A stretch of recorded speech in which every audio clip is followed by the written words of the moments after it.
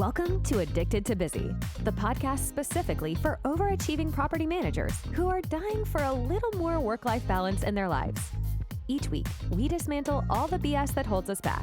You'll learn how to nix those tricky, self-sabotaging habits so that you have the time, energy, and motivation to create what you really want in life. If you're looking to shift from overcommitted to overjoyed, this is the podcast for you. Let's do this. Now, your host, Anna Havliana. Welcome back to Addicted to Busy. I am so excited to be here and talk to you all again this week. Before we get started, I did want to send some love to Emily on Instagram. She was so kind as to give me a shout out on her story and share the podcast. And she said, for those who property management, this podcast saved my sanity, made me cry multiple times, and helped me navigate. I finally felt heard and seen by someone. I can't recommend this podcast enough. Thank you. I hope to meet you someday. And Emily, thank you. I sincerely hope that our paths cross as well so that I can thank you in person, A, for listening, and B, for sharing this podcast with others. Truth be told, sometimes I cry when I make these episodes.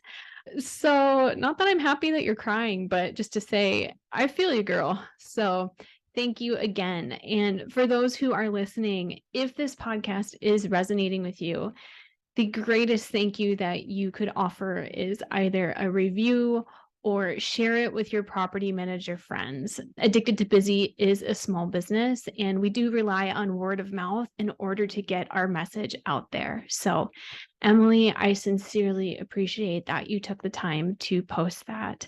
Thank you from the bottom of my heart. So let's hop into it today.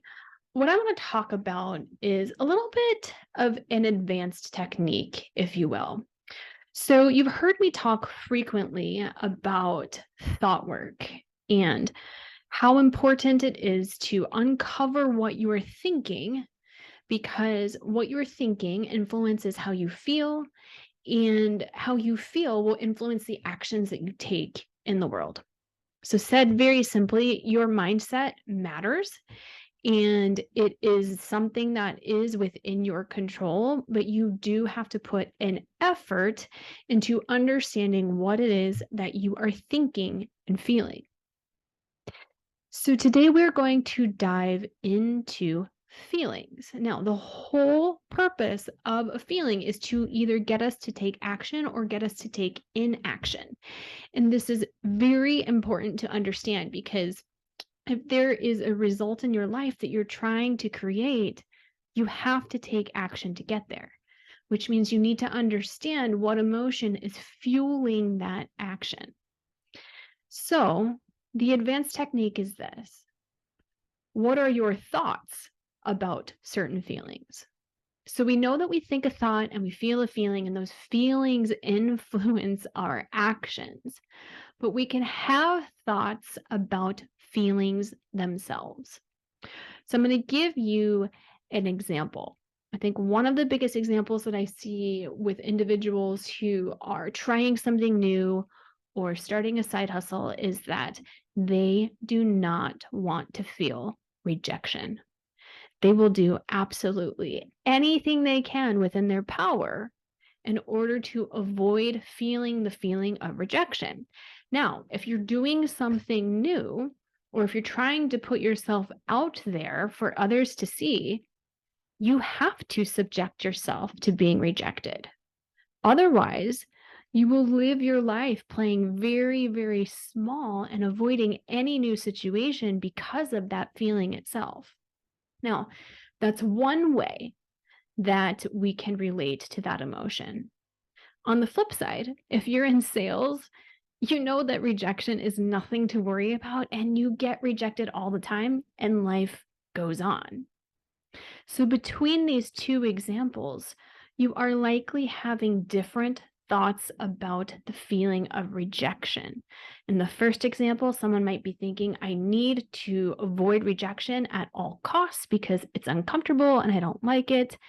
And in the second example, someone's thoughts about rejection might simply be, Yeah, I get rejected a lot, especially on a Tuesday when I'm making offers to potential clients. We have certain attitudes, thoughts, and mindsets about emotions that we may or may not be aware of. I've said it 100 times. This is why I think journaling is so, so powerful. Many times when we have a certain emotion, we end up reacting. And the problem with reacting is that oftentimes the reaction that we're offering is not the action that we want to take. So I'll give you an example. One of my clients was somebody who would snap at her child the second that she felt the feeling of frustration. Now, what's happening here is that the client has a thought that they're probably not aware of about the feeling of frustration that's sparking that reaction. But the thing about it is that initial thought, it's not the only thought that is available to them. Keep in mind, when we were talking about rejection earlier, I offered you two possible thoughts that someone could have about the feeling of rejection. The reality is there are thousands of different thoughts that you can choose about that emotion. If it feels like you're doing something out of your own free will. So in this example, if you're someone who snaps at your child before really thinking about what's going on, it could be worth it to evaluate your thoughts about certain feelings. So one way that I like to think about this is to imagine that you can have a relationship to a feeling. So we're almost personifying it here a little bit. I'll give you an example. I have a very good relationship to the feeling of nervous. When I feel nervous, I know exactly how it feels in my body. It is very, very uncomfortable. But because I am familiar with that emotion, I typically don't react to it. I can be present. I can stay focused. I can operate from my boss brain. I can be with the feeling of nervousness and still show up as I would like to. Now, the reason for this is because as a child, my parents had me and my brother involved in music, and that required us to get up in front of people and either play the piano or sing a song. We had a lot of exposure to nervousness, so to speak. So I'm familiar with it. I can work with it. Nervousness, for the most part, doesn't create any problems for me. Now, on the flip side, my relationship to the feeling of disappointment isn't great.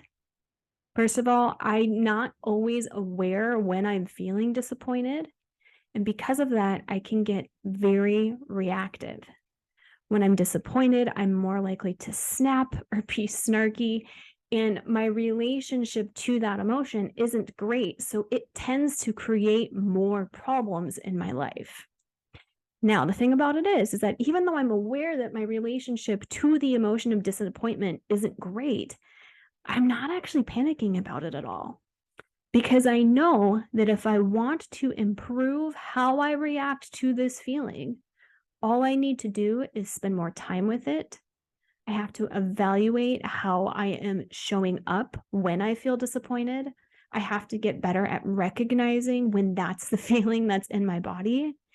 And I know that with more time and attention, that my relationship to disappointment can improve and it can change. So if we're thinking about emotions from the sense that we have a relationship to them, again, if you want to personify it a little bit, I like to think about it as a house guest. You don't have to love every house guest that comes over, but you can treat it with respect.